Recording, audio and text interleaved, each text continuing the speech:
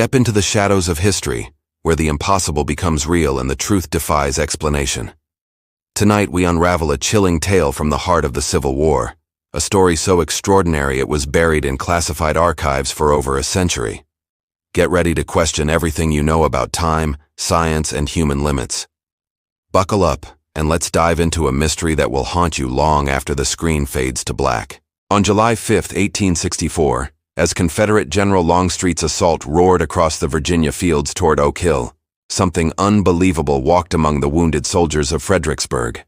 Abigail Thornton, a woman whose medical records would later baffle 4 generations of doctors, moved among the dying with hands that hadn't aged a day in over 2 decades. Survivors of that brutal battle swore under oath that the same woman who tended their wounds in 1864 had delivered their children in Richmond 25 years earlier, unchanged, unaged, as if time itself had overlooked her existence. Military surgeons documented her presence. Town records bore her signature. Yet no medical journal of the era could explain what dozens of witnesses claimed to see. The United States Army Medical Department buried her case file in 1865, stamping it with a classification that remained sealed for nearly a century. Abigail Thornton's story begins not on the battlefields of Virginia, but in the gas-lit streets of Richmond, where whispers of her strange condition first spread through the medical community like wildfire. Richmond in 1839 stood as one of America's great port cities, where steamships brought European immigrants by the thousands and railroad lines stretched toward the western frontier. The city's cobblestone streets echoed with a dozen languages, while its hospitals and medical colleges attracted some of the nation's most ambitious physicians. The humid James River climate bred disease outbreaks that tested the limits of medical knowledge, making Richmond's doctors among the most experienced in treating unusual conditions.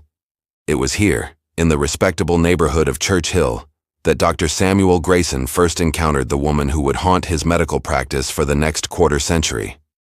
Abigail Thornton arrived at his clinic on Broad Street during the autumn of 1839, seeking treatment for what she described as persistent fatigue.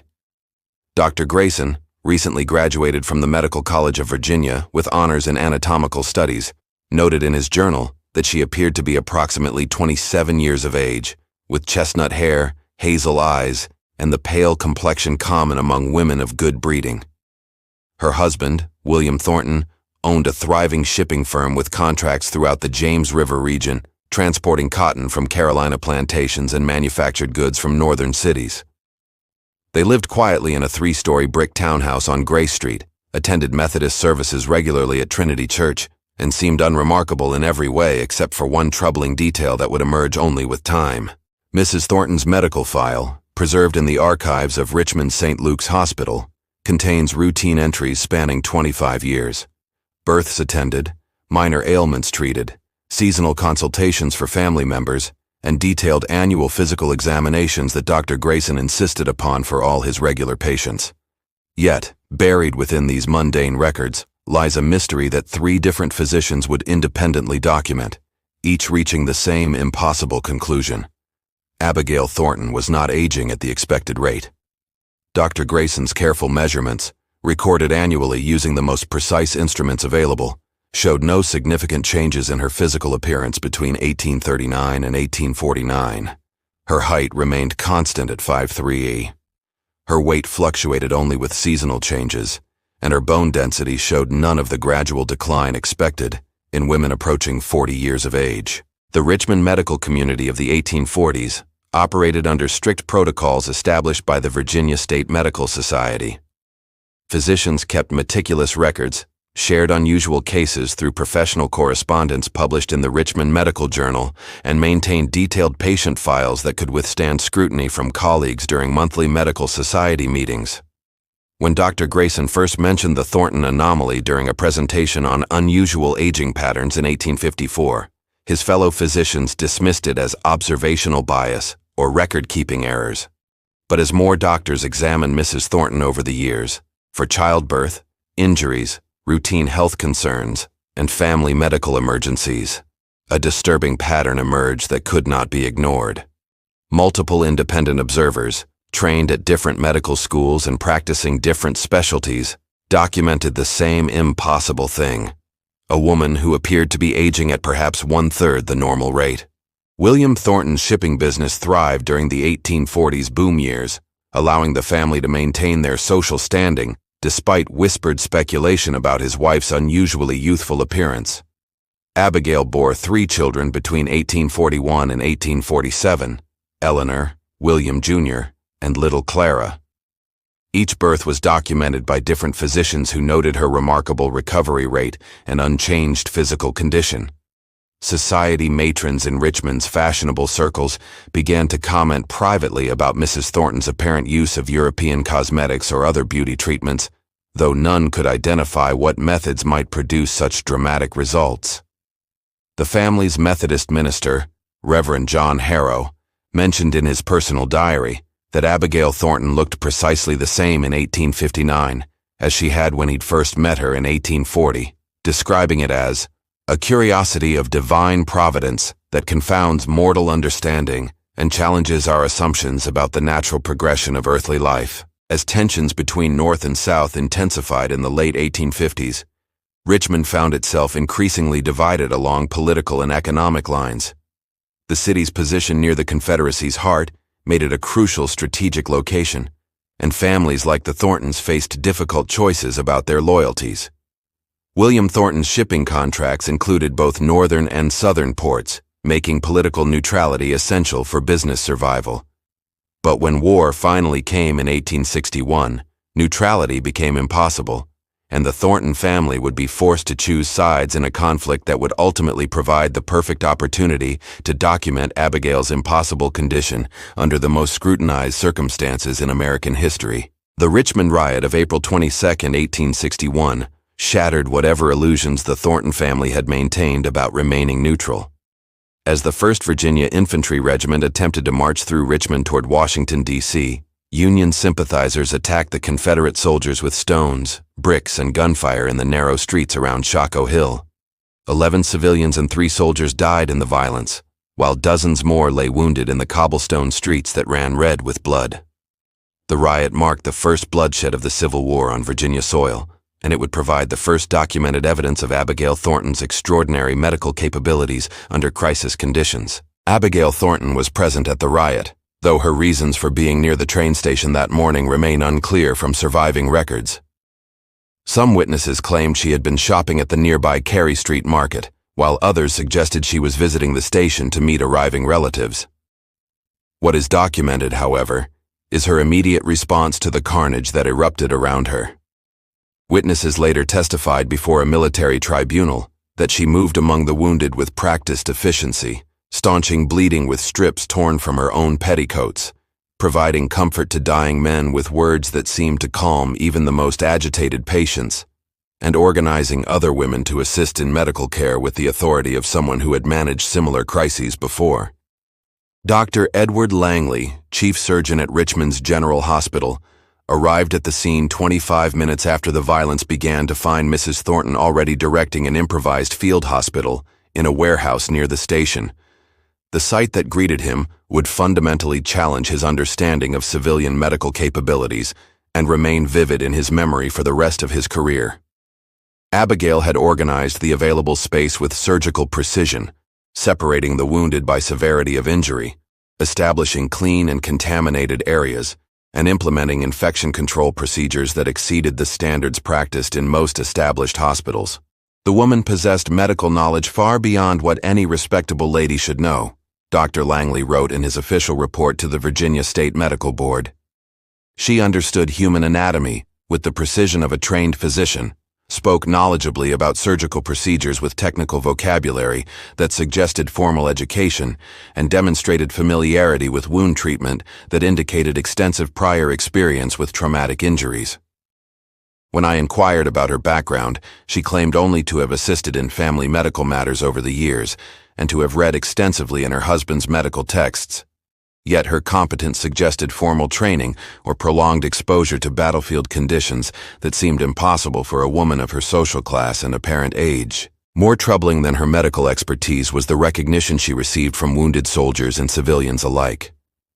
At least 8 witnesses interviewed separately by military investigators over the following weeks claimed to remember Abigail Thornton from previous encounters spanning back over 16 years. An Irish immigrant named Michael O'Connor insisted she had delivered his first child in 1844, appearing exactly as she did in 1861, down to a distinctive scar on her right hand from what she had described as a childhood accident. A Union sympathizer, wounded in the riot, swore she had treated his brother's injuries during a dock accident in 1846, showing no signs of aging in the intervening 15 years. Most disturbing of all was the testimony of Confederate Captain Robert Ellis, who claimed that Mrs. Thornton had attended his sister's wedding reception in 1842 and looked precisely the same 19 years later, even wearing what appeared to be the same sapphire earrings she had worn on that long-ago evening. Dr. Langley's report concluded with an observation that would prove prophetic. "I recommend that military medical authorities take note of Mrs. Abigail Thornton should she appear at future battle sites. Her medical knowledge appears to exceed that of many trained surgeons, and her apparent immunity to the aging process warrants scientific investigation, though I acknowledge the impossibility of the latter phenomenon under any known medical theory. There are aspects of this woman's capabilities that challenge our fundamental understanding of human physiology and deserve further study under controlled conditions." The Richmond riot marked a turning point not only in the Civil War, but in Abigail Thornton's documented history. Military records from that day forward would track her movements with increasing precision, creating a paper trail that would become impossible to ignore or explain away. As Union and Confederate forces prepared for larger battles ahead, the woman who never aged was about to step onto the most scrutinized battlefield in American history, where her presence would be recorded by dozens of independent observers whose testimonies would create an unshakable foundation of evidence for her impossible condition. The aftermath of the Richmond riot sent ripples throughout the medical and military establishments that would eventually converge at Fredericksburg.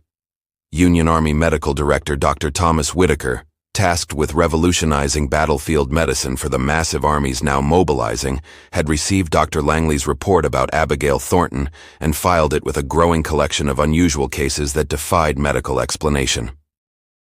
The Civil War was producing unprecedented opportunities for medical observation as thousands of physicians encountered conditions and phenomena never before documented in peacetime practice. Cases of unusual healing rates, inexplicable survival from mortal wounds, and bizarre physiological anomalies were being reported from military hospitals across the country, but none as consistently documented as the Richmond woman who seemed immune to aging. William Thornton's shipping business collapsed within months of the riot, a casualty of the political divisions that were tearing Virginia apart. Union sympathizers boycotted his services for his wife's aid to Confederate soldiers, while Confederate authorities questioned his loyalty due to his previous Northern contracts and his family's known connections to Maryland merchants. By late 1861, the family had lost most of their Richmond properties to creditors and faced social ostracism from both sides of the political divide. Abigail, however, seemed energized rather than discouraged by these reversals, as if the crisis had awakened something dormant within her. She began volunteering at military hospitals around Richmond, her medical skills growing more sophisticated with each passing month in ways that puzzled experienced physicians. Hospital records from 1862 reveal an extraordinary pattern of patient improvement under Abigail Thornton's care that defied statistical probability. Confederate soldiers suffering from typhoid fever, dysentery, and infected wounds showed recovery rates nearly double the average when she was assigned to their treatment. Dr. Grayson, still her personal physician despite the family's reduced circumstances, noted that her medical knowledge appeared to be expanding at an impossible rate, as if she were accumulating decades of experience within months. "Mrs. Thornton discusses surgical techniques that I learned only after years of practice," he wrote in March 1862. "She describes procedures for treating compound fractures that were taught to me by professors who had studied in Europe, yet she claims no formal training. When I ask about her knowledge, she speaks vaguely of natural aptitude and careful observation of others' work, yet her competence suggests direct instruction from master surgeons or extensive hands-on experience that she could not have acquired in Richmond." More unsettling were the reports from patients themselves. documented by a hospital chaplain who made regular rounds to provide spiritual comfort to wounded soldiers. Soldiers recovering under Abigail's care frequently mentioned dreams or half-conscious memories of her presence during their treatment that contradicted the official duty schedules. These accounts, recorded in the chaplain's daily logs, described a woman who seemed to work tirelessly throughout the night, moving between patients with supernatural endurance while other nurses collapsed from exhaustion. Private James Carter of the 3rd Virginia Infantry left a particularly detailed account in a letter to his brother. She never seemed to tire, never appeared different from one day to the next, while the rest of us showed the strain of this terrible war. Other nurses would show exhaustion after 12-hour shifts, but Mrs. Thornton remained constant, as fresh in the morning as she had been the evening before. It was as if she existed outside the normal flow of time that governed the rest of us, immune to the fatigue that plagued everyone else in that place of suffering. By spring of 1864, Abigail Thornton had acquired a reputation throughout the Confederate Army Medical Corps as both a gifted healer and a source of growing unease among medical professionals. Surgeons specifically requested her assistance for difficult cases, yet privately questioned the source of her knowledge in letters to colleagues and family members. Soldiers spoke of her with something approaching reverence, but their testimonies contained undertones of fear that they could not articulate. She had become indispensable to the war effort, while simultaneously becoming impossible to explain. A contradiction that troubled military physicians who prided themselves on rational scientific approaches to medicine. The medical mystery of Abigail Thornton might have remained confined to Richmond hospitals, if not for a chance encounter in April 1864 that would change everything. Mary Chestnut, already famous for her work with wounded soldiers, arrived at Richmond's Chimborazo Hospital to observe treatment methods that could be applied to field hospitals closer to the front lines. Her meeting with Abigail Thornton lasted only 2 hours, but Chestnut's private correspondence reveals its profound impact on someone who thought she had seen everything the war could offer. "I have encountered a woman whose medical abilities exceed those of trained physicians with decades of experience," she wrote to her cousin. "Yet there is something deeply troubling about her that I cannot articulate or fully understand. She speaks of medical procedures with the authority of someone who has witnessed them countless times, though she appears younger than myself. More disturbing, she discusses future battles as if she has already witnessed them, describing wounds and conditions that have not yet occurred, but which I fear inevitably will." Mary Chestnut's recommendation would prove fateful for both Abigail Thornton and the thousands of soldiers who would soon converge on a small Virginia town. When Confederate forces began concentrating in Virginia during May 1864, preparing for what would become the Battle of Fredericksburg, military medical planners specifically requested Abigail Thornton's assignment to the Army of Northern Virginia's Medical Corps. The woman who had defied aging for over 25 years was about to enter the most documented and scrutinized battle of the Civil War, where her presence would be recorded by dozens of independent observers whose testimonies would create an unshakable foundation of evidence for her impossible condition. The Army of Northern Virginia's movement toward Fredericksburg in May 1864 represented the largest concentration of military medical personnel in American history up to that point. Dr. Thomas Whitaker's reformed ambulance corps included over 700 surgeons, assistant surgeons, and hospital stewards, creating an unprecedented network of trained observers who would document every aspect of the coming battle with scientific precision. Among these medical professionals, Abigail Thornton's reputation had spread through official channels and private correspondence, making her one of the most anticipated and scrutinized volunteers in the entire medical corps.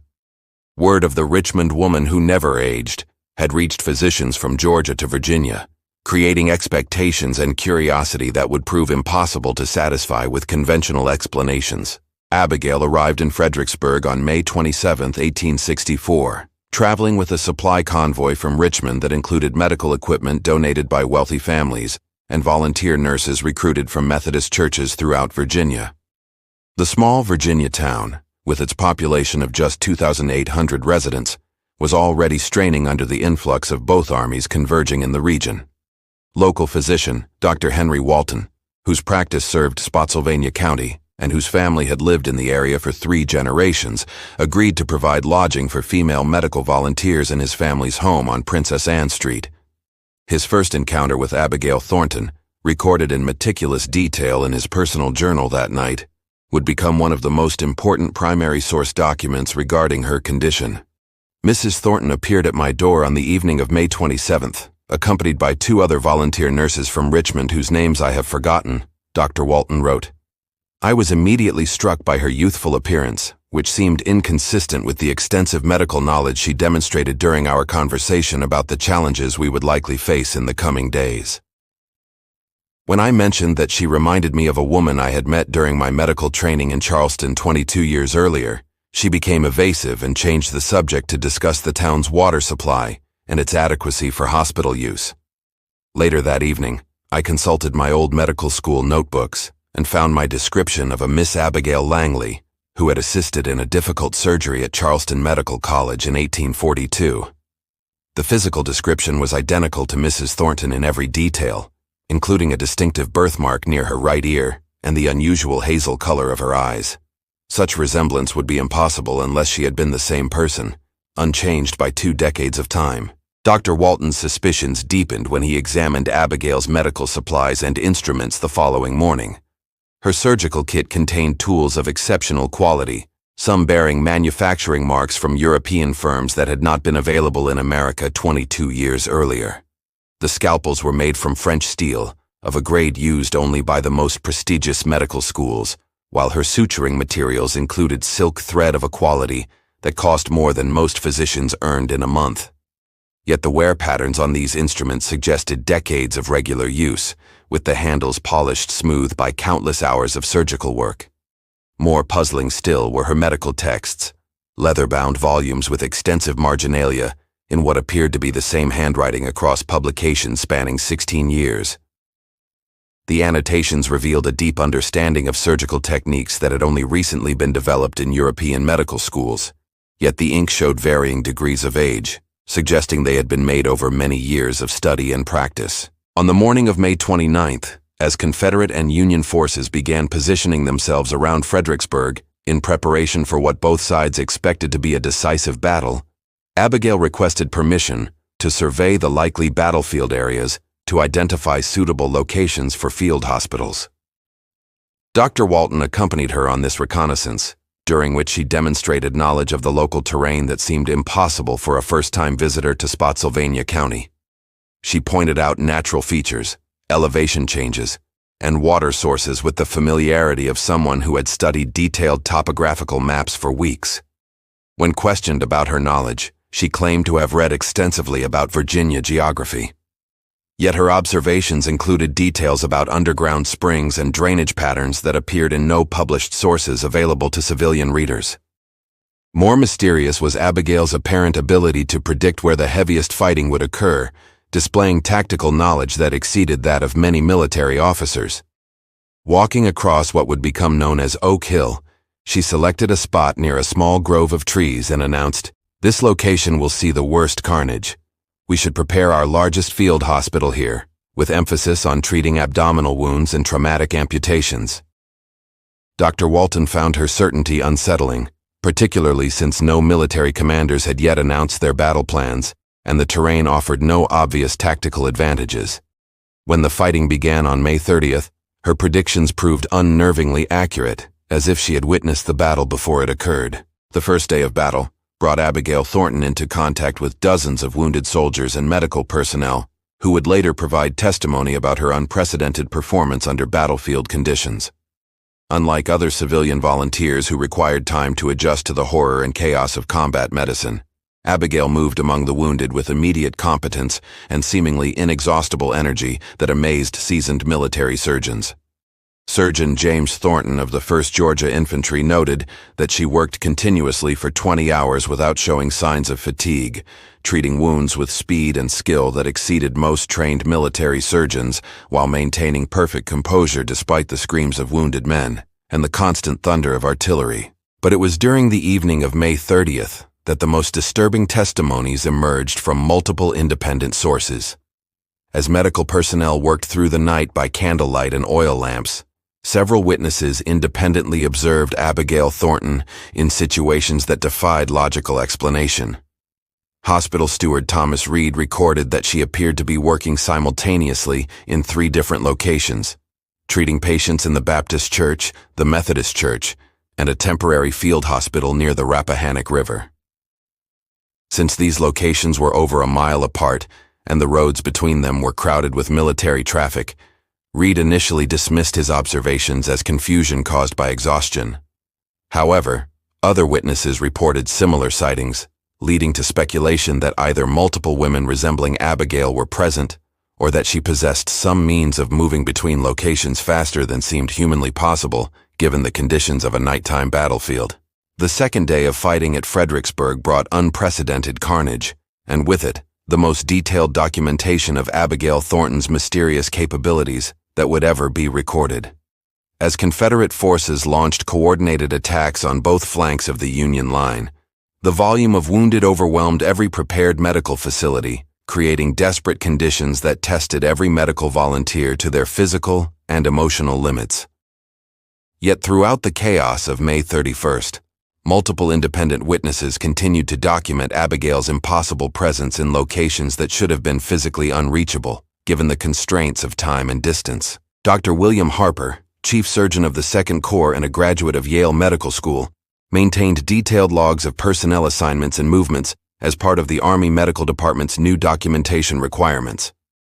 His records show Abigail Thornton officially assigned to the field hospital at the John Miller Farm, located south of Fredericksburg, near Marye's Heights, where Confederate attacks were expected to be heaviest. However, surgeon reports from that same day place her at the brick schoolhouse north of town, the Thomas Lee Farm to the east, and the Mary Washington House on Stafford Heights. Dr. Harper's attempts to reconcile these conflicting reports led him to personally observe Abigail's movements on the afternoon of May 31st, resulting in documentation that would haunt his medical career for decades afterward. I followed Mrs. Thornton from the Miller Farm toward town at approximately 2:45 p.m., Dr. Harper wrote in his official report to Medical Director Whitaker. She walked at a normal pace along the plank road, carrying her medical bag and showing no signs of unusual haste or supernatural locomotion. I lost sight of her when Confederate artillery fire forced me to take shelter behind a stone wall near the town entrance. When the bombardment ceased approximately 12 minutes later, I proceeded directly to the Lee Farm to verify reports of her presence there. Upon arrival, I found Mrs. Thornton already treating wounded soldiers, her clothing and hands showing clear evidence of recent surgical work, including bloodstains that were still wet. The assistant surgeon assured me she had been working there continuously since early morning and had never left the premises. Given the distances involved and the timeline of my observations, her presence at both locations appears impossible under normal circumstances. The peculiarities surrounding Abigail's movements began manifesting in ways that defied not just observation, but logic itself. Sergeant Major Daniel Murphy of the Palmetto Brigade, wounded during the assault on Sunken Road, was transported to the field hospital at the Carter Farm. His account, recorded weeks later while recovering in Richmond, added another disturbing piece to the growing puzzle. As they carried me into the barn that served as our hospital, I was delirious with pain and blood loss from a Union mini-ball that had shattered my right shoulder. But I distinctly remember seeing Mrs. Thornton treating a Union officer whose leg had been nearly severed by Confederate grape shot. She was speaking to him in what sounded like perfect French, discussing his family in Quebec with intimate knowledge of his hometown and his children's names. When I mentioned this to the surgeon later, he told me the Union officer was indeed a French-Canadian immigrant, but had arrived unconscious from blood loss and never spoke a word before dying that evening.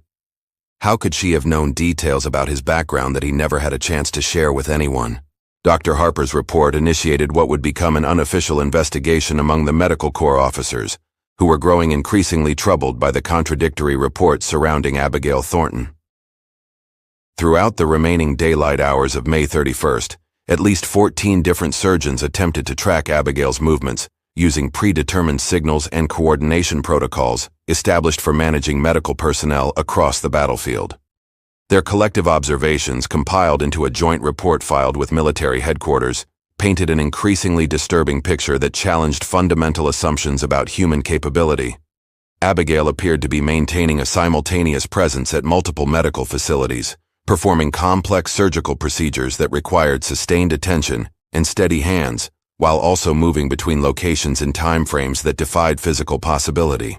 The investigation took an even more sinister turn when Dr. Friedrich Müller, a German-trained surgeon serving with the Confederate Army, decided to conduct what he termed controlled observation experiments.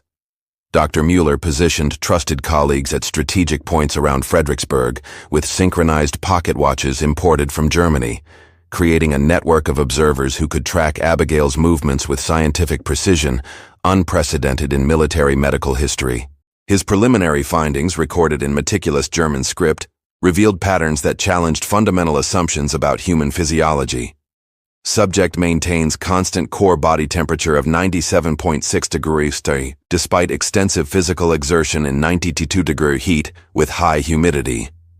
Pulse rate remains steady at 66 beats per minute, even during the most demanding surgical procedures that would normally elevate heart rate significantly. Most remarkably, subject shows no signs of perspiration, despite working continuously for 16 hours in extreme conditions, while wearing heavy cotton clothing. These observations suggest metabolic processes that differ significantly from normal human physiology. July 5, 1864, dawned with oppressive heat that would soon be overshadowed by the thunderous roar of the largest artillery bombardment in North American history. Confederate General Lee's plan for a massive frontal assault on Oak Hill required softening the Union lines with concentrated cannon fire that began at 1:15 p.m. and continued for nearly 2 hours. During this bombardment, Abigail Thornton was documented by no fewer than 17 independent observers as she moved through the chaos with behavior that transcended any rational explanation of human capability. The artillery barrage created unprecedented medical emergencies as Confederate soldiers suffered wounds from shell fragments, concussion injuries, and psychological trauma from the sustained bombardment. Field hospitals established in relatively safe areas behind Oak Hill suddenly found themselves under direct fire, forcing immediate evacuation of wounded men to more secure locations. It was during this desperate hour that Abigail Thornton's actions reached a level of impossibility that even skeptical military physicians could no longer deny or rationalize. Colonel Edward Pierce, serving as an aide to General Hancock, was positioned on Oak Hill with a clear view of the Confederate medical operations when the Union bombardment began. His detailed account, written immediately after the battle, provides the most comprehensive documentation of Abigail's impossible performance. As shells exploded around the field hospitals, I observed Mrs. Thornton directing the evacuation of wounded soldiers with extraordinary composure and efficiency. She appeared to anticipate the trajectory of incoming artillery rounds, moving patients to safety moments before shells struck their previous locations. More remarkable, she seemed to be coordinating evacuation efforts at multiple locations simultaneously. Through my field glasses, I clearly observed her assisting at the Rappahannock River Hospital at 1:45 p.m., yet confirmed reports place her at the Telegraph Road Station at precisely the same time, performing emergency surgery on a Confederate artillery officer. What Colonel Pierce witnessed through his field glasses would haunt him for the remainder of his military career. As Union shells rained down on Oak Hill, Abigail moved through the bombardment with what appeared to be supernatural awareness of where each projectile would strike. She evacuated wounded soldiers from buildings seconds before direct hits, redirected medical personnel away from areas that were subsequently destroyed, and maintained surgical procedures in locations that seemed to exist in pockets of impossible safety amid the chaos. Most disturbing of all, Pierce's observations through high-quality Austrian optics revealed physical details that defied explanation. Abigail cast no discernible shadow despite the bright afternoon sun, and her clothing remained pristine white despite the smoke, dirt, and blood that covered every other person on the battlefield. Dr. Charles Warren, senior surgeon with the 1st Corps, was conducting emergency amputations in a barn near Oak Hill when Abigail arrived during the height of the bombardment.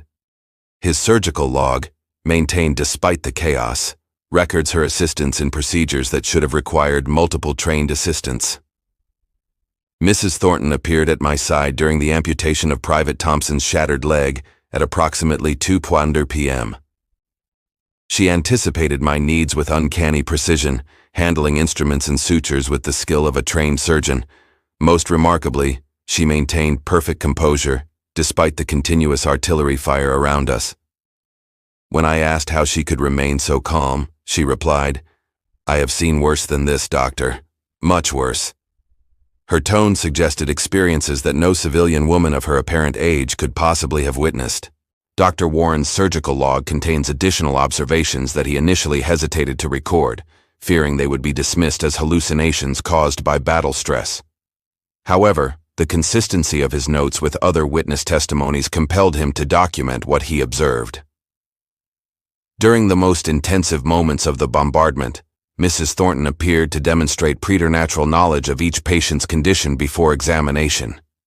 She directed me to prioritize cases based on internal injuries that were not externally visible, yet her assessments proved accurate in every instance. Most unsettling, she spoke to dying soldiers in languages that matched their countries of origin: German to immigrants from Berlin, French to men from Louisiana, Danish to recent arrivals from Copenhagen. When I questioned her about these linguistic abilities, she claimed to have learned from those who suffered before. The implication that she had encountered dying soldiers from dozens of different nationalities seemed impossible for a woman who had supposedly spent her entire life in Richmond. The bombardment created conditions that pushed Abigail's mysterious abilities to their absolute limits, providing the most intensive documentation of her impossible nature. Captain George Hammond of the Richmond Times, present at Fredericksburg as a war correspondent, witnessed events that challenged his journalistic objectivity. I observed Mrs. Thornton working in a field hospital that took a direct hit from Union artillery at 2:30 p.m. The shell struck the building's roof, collapsing timber beams and filling the air with deadly splinters. When the smoke cleared, I expected to find carnage among the wounded soldiers and medical personnel inside. Instead, I discovered that every patient had been moved to safety moments before the impact, despite there being no apparent warning of the incoming shell. Mrs. Thornton stood calmly among the debris, her white dress unstained by the destruction around her, directing the continued care of wounded men as if nothing extraordinary had occurred. The Union artillery ceased at 3:15 p.m., followed immediately by the advance of General Longstreet's division across the open fields toward Oak Hill. This moment, later known as Longstreet's Charge, would provide the most intensive and well-documented evidence of Abigail Thornton's impossible nature. As approximately 14,000 Confederate soldiers advanced across nearly a mile of open ground under devastating Union fire, Abigail was observed by multiple witnesses performing actions that defied every known law of physics and human biology. Captain Thomas Bradley of the 18th Virginia Infantry, positioned behind the stone wall on Oak Hill, maintained a detailed account of the charge and its aftermath. His observations of Abigail Thornton during the attack remain some of the most disturbing testimony in the entire historical record. As the Confederate line approached our position, I observed Mrs. Thornton moving along our defensive line, attending to wounded soldiers despite the intense rifle fire. What I witnessed challenges everything I believed possible about human nature. She moved between wounded men with no apparent concern for the bullets whistling around her, yet I never saw her struck or even forced to take cover. More unsettling, she appeared to be present at multiple points along our line simultaneously. I saw her treating Captain Reynolds near the grove of trees, while my lieutenant swore she was assisting wounded men 60 yards to our left at the same moment. Captain Bradley's account becomes increasingly disturbing as he describes the climactic moments of the charge. When the Confederate assault reached our stone wall, the fighting became hand-to-hand combat of the most vicious nature. Men were falling with bayonet wounds, bullet wounds, and injuries from clubbed muskets. Through this maelstrom of violence, Mrs. Thornton continued her medical work with impossible calm. I witnessed her step directly between a Confederate soldier and a Union officer who were locked in mortal combat, speaking words that caused both men to lower their weapons and step away from each other. Neither soldier could later explain why they had ceased fighting, describing only a compulsion to stop their violence that they could not resist or understand. It was as if her very presence had the power to interrupt the primal fury of battle itself. The most extraordinary testimony came from Union Colonel James Preston, mortally wounded during the final moments of the charge when his men briefly breached the Confederate line near the grove of trees.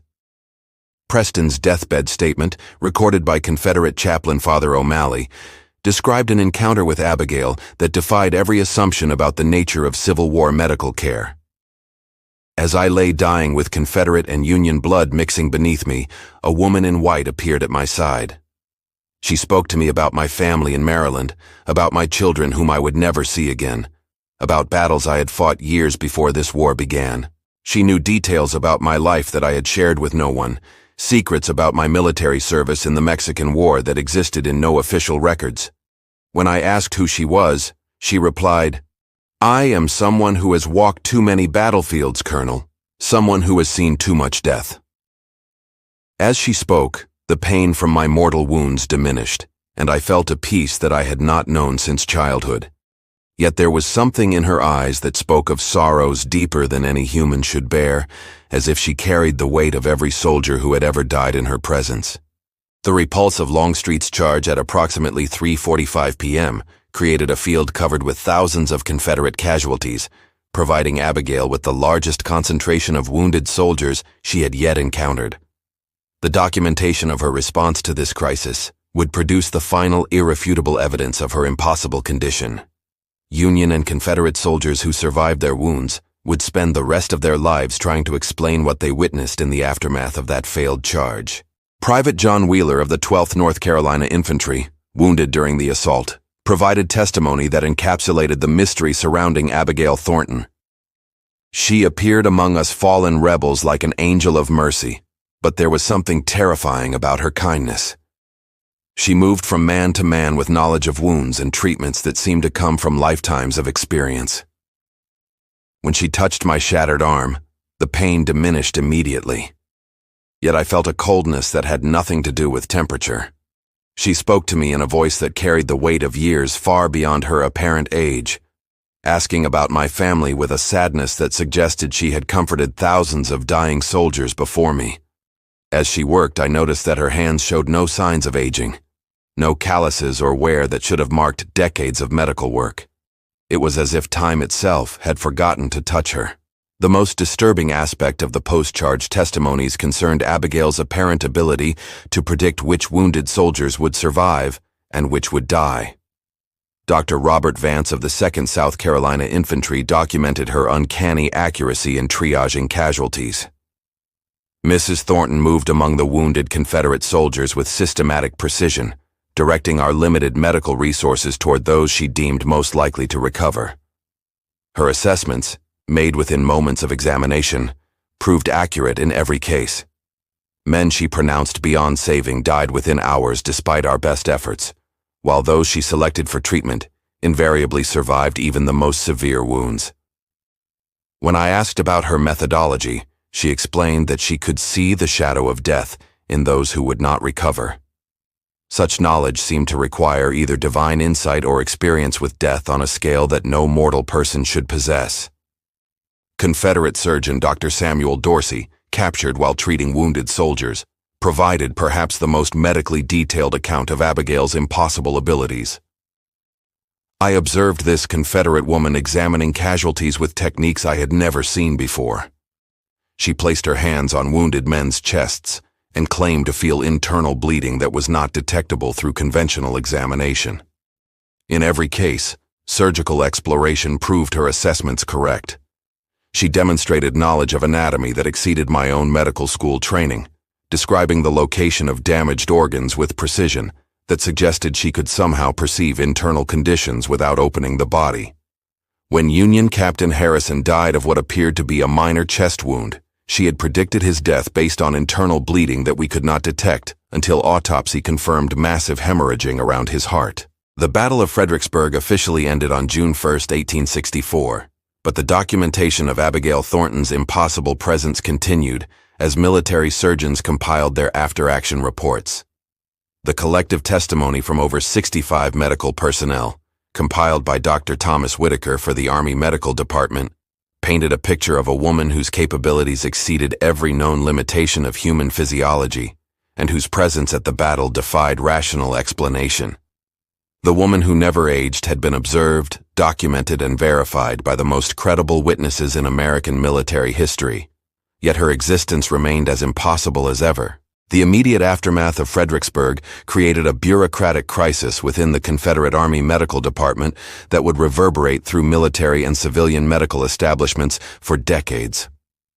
Dr. Thomas Whitaker, faced with over 65 independent reports documenting Abigail Thornton's impossible activities during the battle, found himself confronting evidence that challenged the fundamental principles of medical science while simultaneously being impossible to dismiss or explain away. His final report to Surgeon General Samuel Moore, completed in August 1864, would become one of the most classified documents in American military history.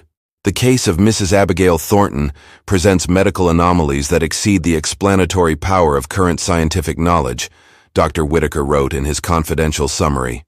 Multiple credible witnesses, including experienced military surgeons with impeccable reputations, have documented her presence in locations that should have been physically unreachable, given normal human limitations. Her medical knowledge and physical capabilities suggest decades of battlefield experience, yet her appearance remains consistent with that of a woman approximately 30 years of age. After extensive investigation and consultation with medical authorities at Yale, Johns Hopkins, and the Medical College of Virginia, I can provide no rational explanation for the phenomena observed. I recommend that this matter be classified at the highest level, and that Mrs. Thornton be monitored by military intelligence for the duration of the war.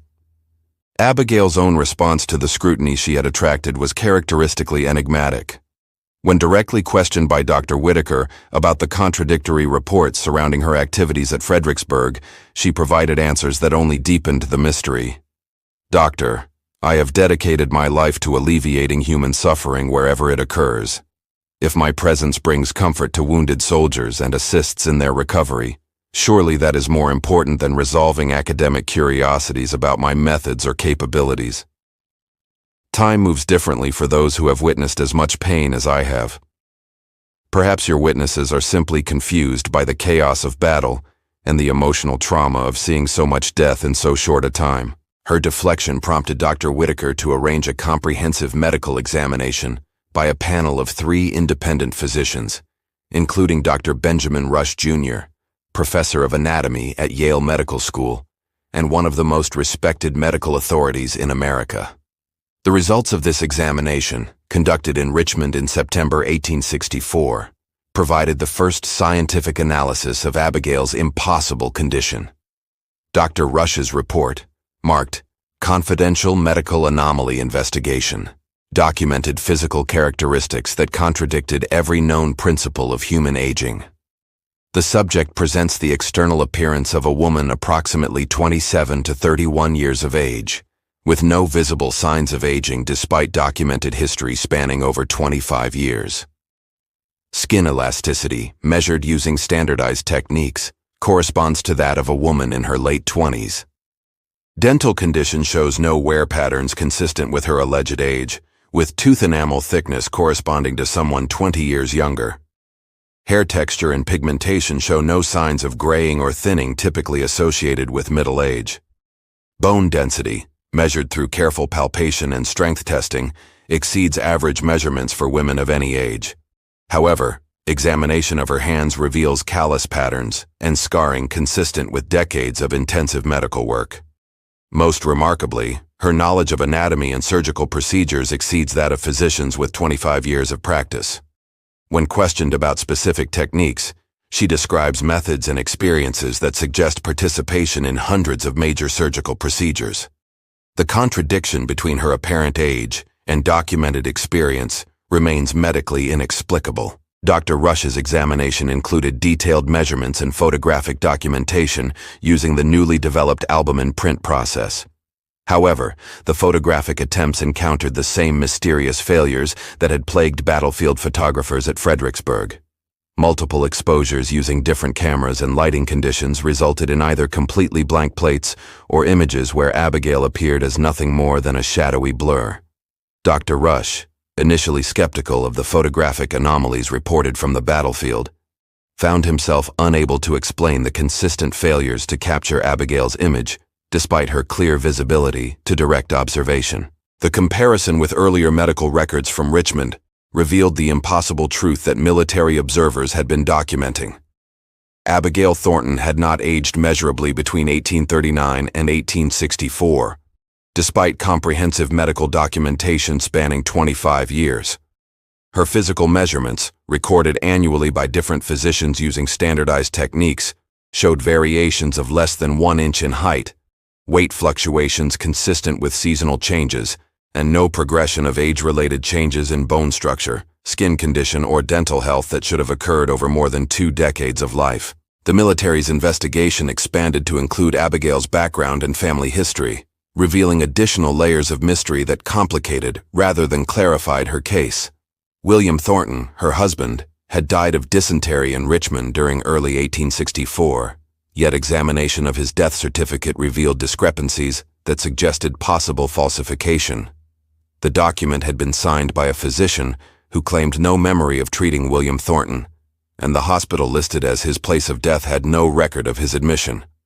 More disturbing, investigation into Abigail's maiden name, Langley, led to genealogical records indicating that an Abigail Langley had died in Charleston in 1823 at the age of 7. Either the woman treating soldiers at Fredericksburg was using a false identity, or the death records were incorrectly filed, but no explanation could account for the consistency of her documented presence across multiple cities and decades. Military intelligence operatives, working under the direction of Colonel John Mosby, conducted interviews with over 250 individuals who claimed to have encountered Abigail Thornton between 1839 and 1864. Their investigation produced a remarkably consistent portrait of a woman whose physical appearance had remained unchanged across 25 years, whose medical knowledge exceeded that of trained physicians, and whose presence was associated with unusually high survival rates among patients under her care. However, the investigation also revealed disturbing gaps in her documented history. No records existed of her childhood, her education, or her life before 1839. Church baptismal records, school enrollment documents, and family genealogies contain no trace of Abigail Langley or Abigail Thornton before her marriage in Richmond. As 1864 drew to a close, Abigail Thornton vanished from military medical records as mysteriously as she had first appeared. Her last documented presence was at Winder Hospital in Richmond, where she had been treating wounded Fredericksburg veterans under close military observation. On November 19, 1864, she failed to report for her assigned duties and was never seen again by military personnel. Her personal belongings, including her exceptional medical instruments and annotated surgical texts, were found neatly arranged in her lodgings with a note that read simply, "My work here is completed. The wounded will heal, and the war will end, as all wars do. Time will reveal what time will reveal." The official investigation into Abigail Thornton's disappearance continued sporadically through 1865, utilizing resources from both military intelligence and civilian law enforcement agencies. Confederate investigators interviewed train conductors, hotel proprietors, and ship captains throughout the southern states, but found no credible evidence of her movements after November 19th. The investigation expanded to include Union territories, as some theorists suggested she might have defected to the North, but Northern medical records contain no references to anyone matching her description or capabilities. The final report, compiled by military investigators and classified by order of Confederate Secretary of War James Seddon, concluded, "The subject known as Abigail Thornton represents a medical anomaly that cannot be explained by current scientific understanding. Her documented presence at the Battle of Fredericksburg, verified by multiple credible witnesses, including senior military officers, suggests capabilities that exceed normal human limitations. Extensive investigation has revealed no evidence of fraud, deception, or misidentification. Her medical knowledge appears to be genuine, and her physical condition defies explanation. The case remains unresolved and is recommended for permanent classification to prevent public speculation that might undermine confidence in military medical services." The classified files on Abigail Thornton remained sealed in military archives until 1964, when they were briefly reviewed during the centennial commemoration of the Battle of Fredericksburg. Historians who examined the documents found them so unusual that most dismissed them as wartime confusion or administrative errors. The few scholars who took the testimonies seriously faced ridicule from academic colleagues who questioned the credibility of witnesses writing under extreme battlefield stress. Yet the testimony remains, documented by witnesses whose credibility was never questioned in any other aspect of their military service, describing a woman who defied aging and whose medical knowledge seemed to span decades of experience, despite her apparently youthful appearance. Modern medical understanding provides potential explanations for what Civil War physicians observed but could not understand. Genetic conditions affecting growth hormone production, such as adult growth hormone deficiency, can significantly slow the aging process, creating individuals who appear decades younger than their chronological age. Rare metabolic disorders, including certain forms of hypopituitarism, can arrest physical development while allowing intellectual capacity to continue growing normally. Abigail Thornton may have suffered from a combination of these conditions, creating the appearance of supernatural youth while her actual age accumulated normally. Her extensive medical knowledge could have been acquired through years of intensive self-study and practical experience, enhanced by exceptional memory and observational skills that allowed rapid learning under battlefield conditions. The apparent impossibility of her presence at multiple locations simultaneously during Fredericksburg might be explained by the chaos of battle, confused reporting under stress, and the natural tendency of witnesses to embellish extraordinary events. Her uncanny ability to predict patient outcomes could reflect exceptional diagnostic skills developed through years of medical practice, rather than supernatural insight. Yet questions remain that even modern science cannot fully answer. How did Abigail acquire surgical skills that exceeded those of formally trained military physicians? What enabled her apparent resistance to fatigue during extended medical procedures? Why did photographic equipment consistently fail to capture her image despite her clear visibility to direct observation? How did she demonstrate knowledge of patients' personal histories that they had never shared? And perhaps most mysteriously, what happened to her after November 1864? The possibility that Abigail Thornton suffered from a rare genetic condition that dramatically slowed her aging process provides a rational framework for understanding the documented testimonies, but it cannot explain all aspects of her documented abilities. Her medical knowledge, her apparent immunity to exhaustion, her uncanny diagnostic abilities, and her mysterious disappearance suggest a complexity that exceeds simple medical explanation. Whether she was an extraordinary individual whose rare condition was misunderstood by 19th century medicine, or whether some aspects of her story remain genuinely inexplicable, the case of Abigail Thornton represents one of the most thoroughly documented medical mysteries in American history. The American Civil War created conditions for unprecedented medical observation and documentation. Yet the case of Abigail Thornton stands apart from all other medical anomalies of the period. The consistency of witness testimonies, the credibility of the observers, and the thorough investigation conducted by military authorities create a foundation of evidence that is difficult to dismiss entirely. Modern medicine can provide possible explanations for many aspects of her condition, but the complete picture remains as puzzling today as it was 161 years ago. What secrets did Abigail Thornton carry to her mysterious disappearance?